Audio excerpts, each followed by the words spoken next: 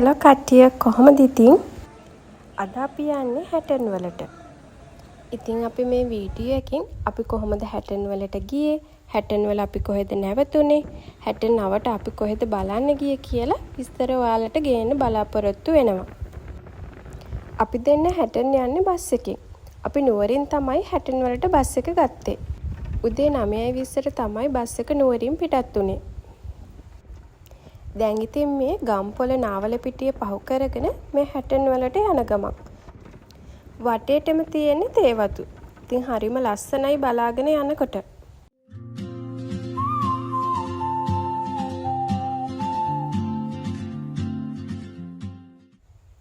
ඔන්න ඉතින් පැය 2:00ක විතර ගමනකින් පස්සේ අපි හැටන් වලට ලං වුණා. දැන් වෙලාව 11:55යි. අපි දැන් හැටන් වලින් බහින්න තමයි හදන්නේ.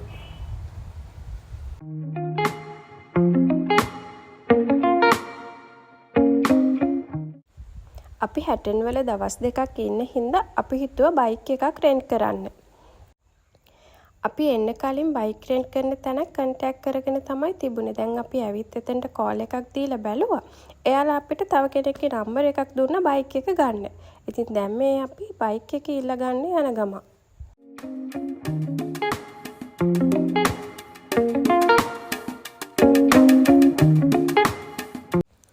ඔයාලත් ට්‍රේන් එකේ හරි බස් එකේ හරි හැටන් ඇවිදින්න හිතාගෙන ඉන්නවනම් කලින් මේ වගේ බයික් එකක් රෙන්ට් කරගන්න. එතකොට ලේසි. හැටන් කියන්නේ ටිකක් දෙමළ ජනතාව ඉන්න ටවුන් එකක්. දෙමළ මුස්ලිම් අය තමයි වැඩිපුරම ඉන්නේ. සිංහල අය ටිකක් අඩුවෙන් තමයි ඉන්නේ.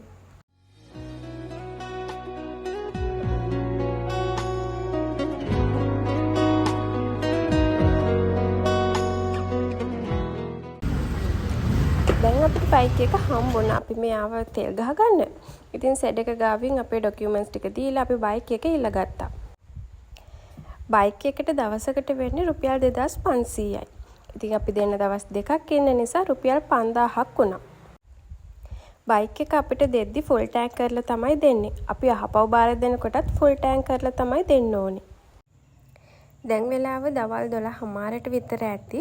ඉතින් අද සෙනසුරාදා අපි ඉරිදත් ඉඳලා සවුන්දා 12:00ට කලින් තමයි අපිට බයික් එක ආපහු බාර දෙන්න කියලා කිව්වේ. ඉතින් අපි දැන් මේ මුලින්ම යන්නේ අපේ නවාතැනට. අපේ නවාතැනට හැටන් ටවුන් එකේ ඉඳලා කිලෝමීටර් 8ක් විතර දුර තියෙනවා. අපි දැන් මේ යන්නේ හැටන් මස්කෙලිය පාරේ.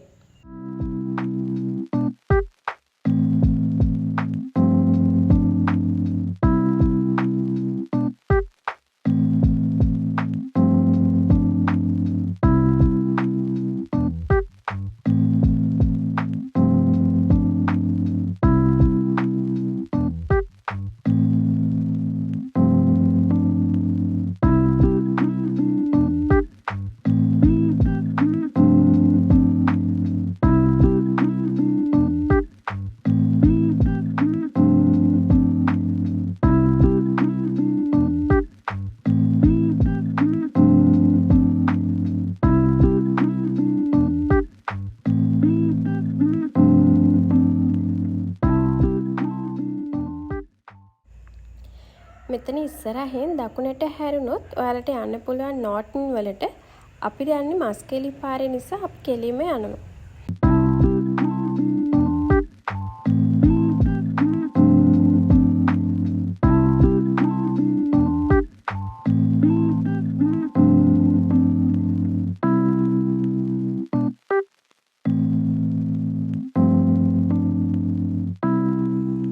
අපි දැන් මේ ඉන්නේ දික්කොය හරියේ.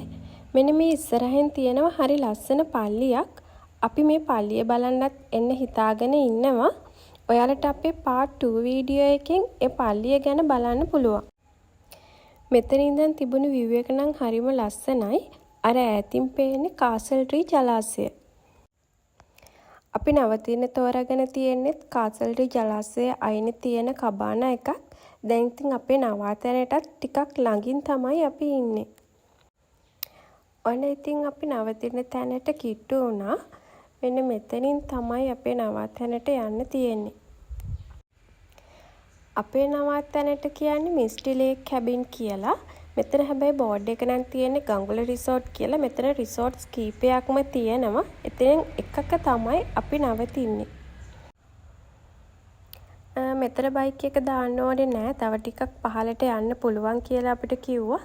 ඉතින් මේ හස්බන්ඩ් පහළට යනවා. මම නම් මෙතනින් බැහැලා පයින් තමයි මේ යන්නේ. ඔයාලටත් පේනවා ඇති ඉස්සරහින් පෙනෙන view එක. මාරම ලස්සනයි මෙතන. කාසල්රි ජලාශය තමයි මේ ඈතින් පේන්නේ. මේ දවස්වල නම් ජලාශේ වතුර ටිකක් අඩුයි වගේ. ඒ වුණාට මේ දවස්වල මෙහෙට හවසට ටිකක් වහිනවා කියලා අපිට කිව්වා. ඉතින් අදත් හවස මොනවා වෙයිද දන්නේ නැහැ. මේ ටිකේම මෙහෙට දිගටම වැස්සා කියලා කිව්වා හවසට.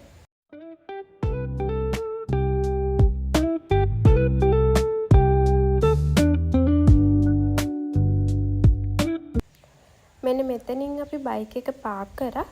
ඊට පස්සේ අපිට කිව්වා මෙන්න මේ පඩිපෙළ දිගේ පහළට බැහැගෙන එන්න කියලා අපේ කැබින් එකට. අපේ කැබින් එක තියෙන්නේ ජලාශය අයිනේ ටිකක් කෙරවලට වෙන්න. ඉතින් මේ පඩිපෙළ දිගේ පහළටම බැහැගෙන යන්න ඕනේ. අපි යමු එහෙනම් අපේ කැබින් එකට. ඉතින් මෙතන තව කොටේජස් 3ක් තිබුණා. අපේ එකත් එක්ක 4ක්. මේ තියෙන්නේ මෙතන තියෙන රෙස්ටුරන්ට් එක. හැබැයි මේ දවස්වල නම් මෙතන කෑම ගන්න විදිහක් නෑ කියලා කිව්වා. ඉතින් අපිට පිටින් තමයි කෑම ගන්න වෙන්නේ.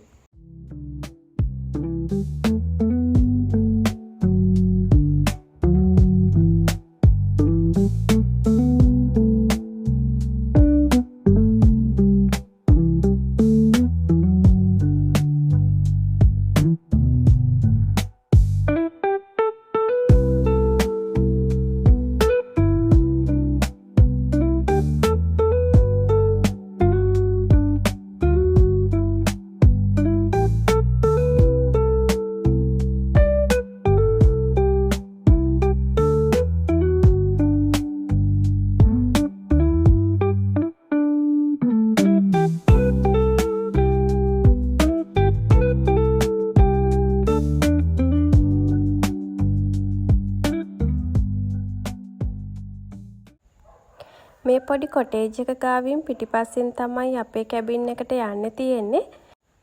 ටිකක් දුරින් තමයි අපේ කැබින් එක තියෙන්නේ.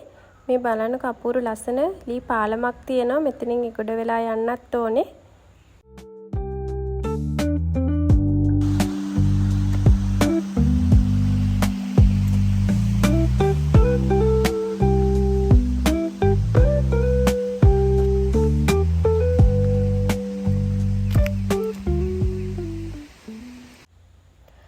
ඔන්න ඉතින් අපි ආවා අපේ කැබින් එක ළඟට.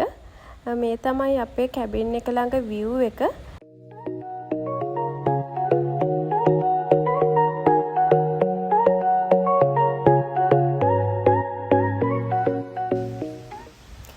ඔන්න එහෙනම් අපි ඇතුළට ගිහින් බලමු අපේ කැබින් එක කොයි වගේද කියලා. මේක ඇතරම පොඩි ලී කබාන එකක්. මෙතන පහළ ඩබල් බෙඩ් එකක් තියෙනවා, ටීවී එකක් තියෙනවා, පොඩි ටේබල් එකක් තිබුණා, බාත්රූම් එකයි, පොඩි කිචන් ඒරියා එකක්, මයික්‍රෝවේව් එකක් එහෙම මෙතන තිබුණා. මේ තමයි මෙතන එළියේ පේන view එක. හරිම ලස්සනට කාසල්රි ජලාශය මෙතනට පේනවා.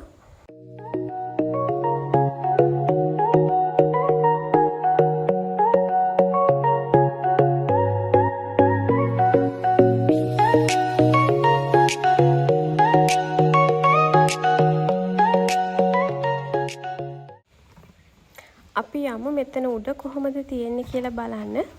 උඩත් තව බෙඩ්ස් දෙකක් තියෙනවා. ඉතින් තව 4 දෙනෙක්ට වගේ මෙතන උඩත් නවතින්න පුළුවන්. ඒ කියන්නේ ඔක්කොටම 6 දෙනෙකුට වගේ මෙතන නවාතැන් ගන්න පුළුවන්.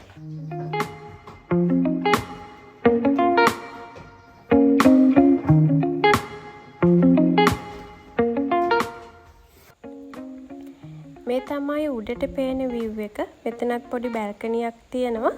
ඉතින් එතන view එකත් අර වගේම හරිම ලස්සනයි.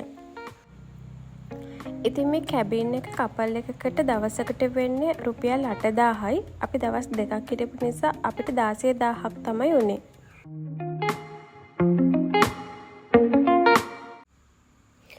ඔන්න ඉතින් මේ දෙවැනි දවසේ උදේ අපි අප්කොට් පැත්තට යන්න තමයි මේ ලෑස්ති වුණේ. ඉතින් ඊයේ හවස අපි හිතුව විදිහටම වැස්සා. ඒ හින්දා අපිට හවස් වරුවේ කොහෙදවත් යන්න බැරි වුණා. අපි මේ අපේ නවාතැනේ ඉඳන් ආපහු ඉස්සරහට යන්නේ මස්කෙලිය පාර දිගේ. මෙතනින් වම් පැත්තට භගවන් තලාව, දකුණු පැත්තට කෙලින්ම මස්කෙලියට තමයි පාර තියෙන්නේ. අපි මේ අප්කොට් පැත්තෙන් ගාට්මෝ වලට ගිහිල්ලා ආපහු මස්කෙලිය හරහා නෝටන් පැත්තෙන් එන්න පුළුවන් වෙයි කියලා හිතාගෙන තමයි මේ යන්නේ. මොකද ඊයේ වගේ අදත් හවස වැස්සොත් අපිට කොහෙවත් යන්න බැරි වෙන හින්දා. දැන් අපිට මේ හම්බ වෙන්නේ නෝවුඩ් වතුයාය. මෙතනින් උඩ පාරේ තමයි අපි අප්කොට් වලට යන්න ඕනේ. මෙතන ඉඳන් කිලෝමීටර් 13ක් තියෙනවා. පහළ පාර මස්කෙලියට. මේ තේවතු මැදී යන පාරවල් නම් හරිම ලස්සනයි. අපි මේ හරියෙන් ටිකක් නැවතිලා ෆොටෝස් වීඩියෝස් එහෙම ටිකක් අරගෙන දැන් මේ හපෝ ආයේ යන ගම. ඔයාලත් බලන්නකෝ මේ පාරවල් කොච්චර ලස්සනද කියලා.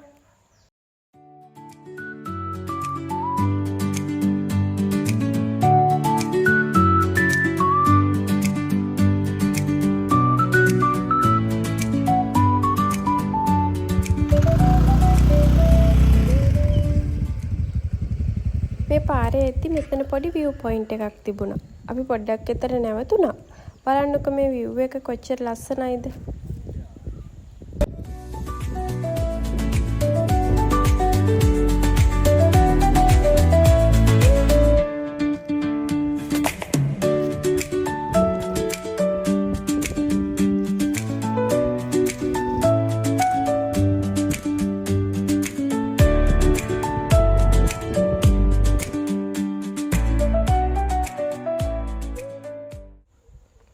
මේ ඈතින් පේන්නේ පොඩි දිය ඇල්ලක්. ඔයාලටත් පේනවද දන්නේ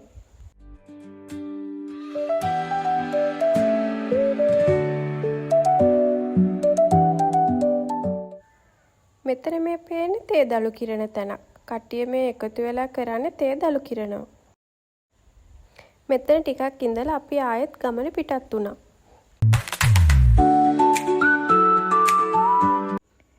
අපි හැටන් එන්න කලින් පොඩ්ඩක් සර්ච් කරලා බැලුවා හැටන් වල මොනවද බලන්න තියෙන තැන් කියලා. එතකොට අපිට හම්බුණා අප්කොට් වල තියෙන ලස්සන දිය ඇල්ලක්. ඉතින් අපි මේ යන්නේ ඒ දිය ඇල්ල හොයාගෙන. මේ පැත්ත නම් මාරම ලස්සනයි. පේන තෙක් මානි තියෙන තේ වතු. ඒවත් හොඳට ශාස්ත්‍රීයව වැවුණු තේ වතු. ඉතින් මේ ලස්සනත් බලාගෙන අපි යමු අප්කොට් වලට.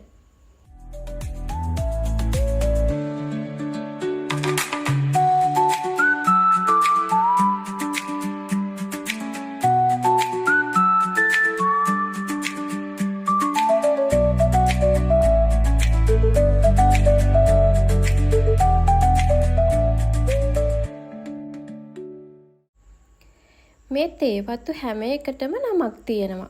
අපි දැන් මේ පහු කරගෙන යන්නේ ස්ටොක්හෝම් වතුයාය. ඒ වගේම මේ තේවතුයායකම ටී ෆැක්ටරි එකකුත් තියෙනවා. ඔයාලට බලා ගන්න පුළුවන් මේ ඉස්සරහින් මේ වතුයාය ටී ෆැක්ටරි එක.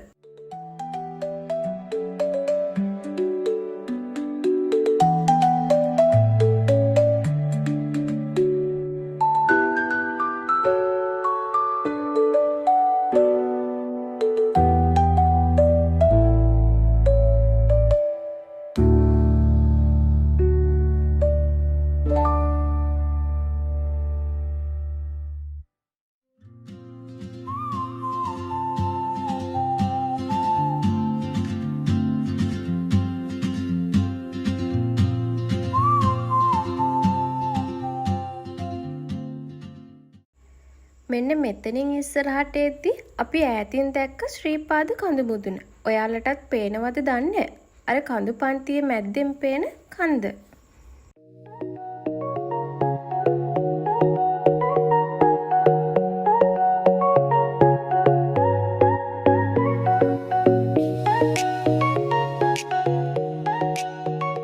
ඔන්න දැන් අපි මේ පහු කරගෙන යන්නේ අප්කොට් ටවුන් එක. ඉතින් මේක පොඩි ටවුන් එකක්. අපි නැවතුන තැන ඉඳලා අප්කොට් ටවුන් එකට කිලෝමීටර 14ක් තිබුණා. අප්කොට් ටවුන් එකේ ඉඳන් ඊළඟට අපි මේ යන්නේ ෆෑලවන් වතුයාය හොයාගෙන. ඉතින් මෙතන ඉඳලා අපිට තව කිලෝමීටර් 5ක් විතර යන්න තියෙනවා. මෙන්න මෙතනින් තියෙන මේ කොන්ක්‍රීට් පාර දිගේ ඉස්සරහට තමයි අපිට යන්න තියෙන්නේ.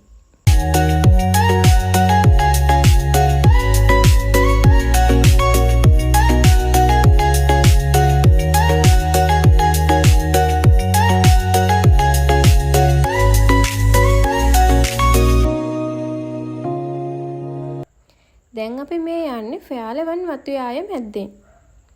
අර ඉස්සරහෙන් පේන්නේ ෆෑලවන් වතුයාය ටී ෆැක්ටරි එක.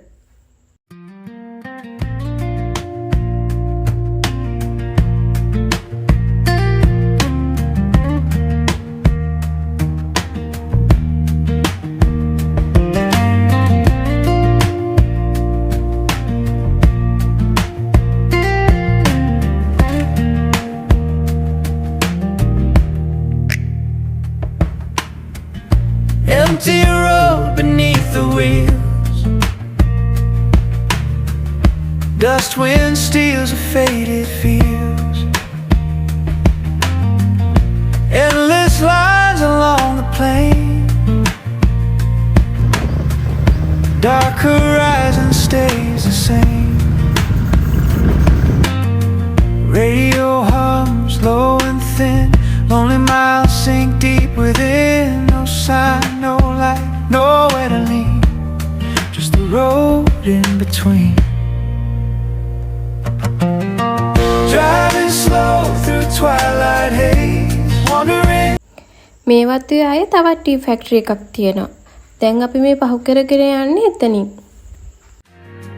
Cold wind rides the lonely track, leave the old ghost in the back.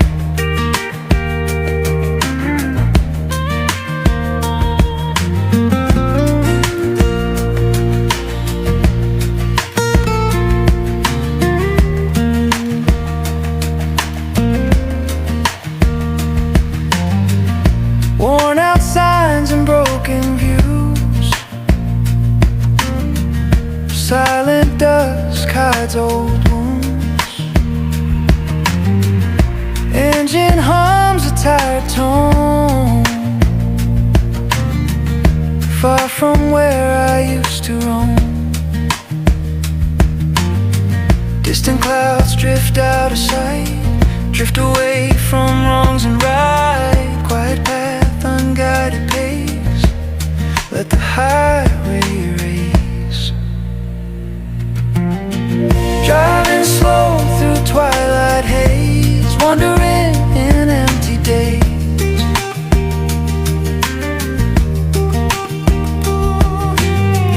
Cold wind rides a lonely track, leave the old ghosts in the back. ඔන්න දැන් නම් අපි ලොකේෂන් එකට කිට්ටුවෙන් ඉන්නේ. ඔය ටිකයි අපිට යන්න තියෙන්නේ. මෙතෙන්ට ආවොත් ඔයාලට හොයාගන්න පුළුවන් මෙතන බෝඩ් එකක් ගහලා තියෙනවා දියඇල්ල තියෙන තැන.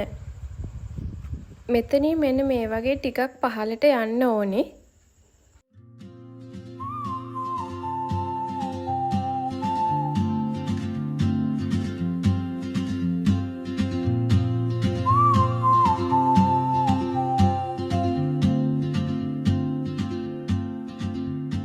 මෙන්න මෙතනින් බයික් එක නවත්තලා පොඩි අඩිපාරක් තියෙනවා. මේ අඩිපාර දිගේ පහළට යන්නයි තියෙන්නේ.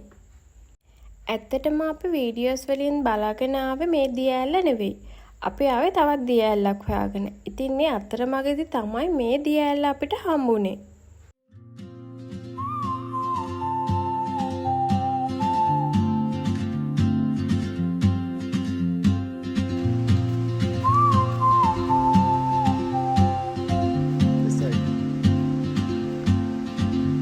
She moves like a map with no borders, a whisper caught in the wind. I see her boots at the corner cafe, with a notebook and a grin. She's chasing skies I've never named, while I stay in my lane. But something in the way she moves keeps pulling at my chain.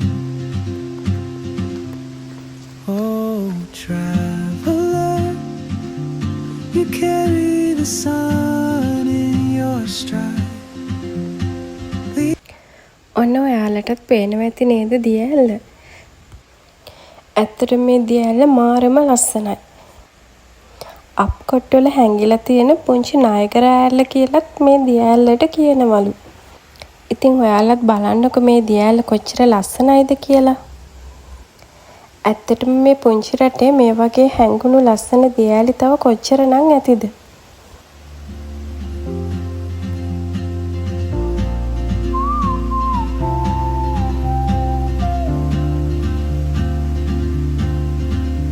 She hums a tune I've never heard in languages I can't speak. She writes down cities on her wrist. මං ඔයාලට කීවනේ කලින් දිය ඇල්ල අපිට හම්බුනේ අහම්බෙන් කියලා. දැන් අපි මේ යන්නේ අපි Google search කරලා හොයාගෙන ආපු දිය ඇල්ල බලන්න. කලින් දිය ඇල්ල තිබුණ බෝඩ් එක ගාවින් ඉහළට තව ටික දුරක් යනකොට අපිට මේ දිය ඇල්ල හොයාගන්න පුළුවන්.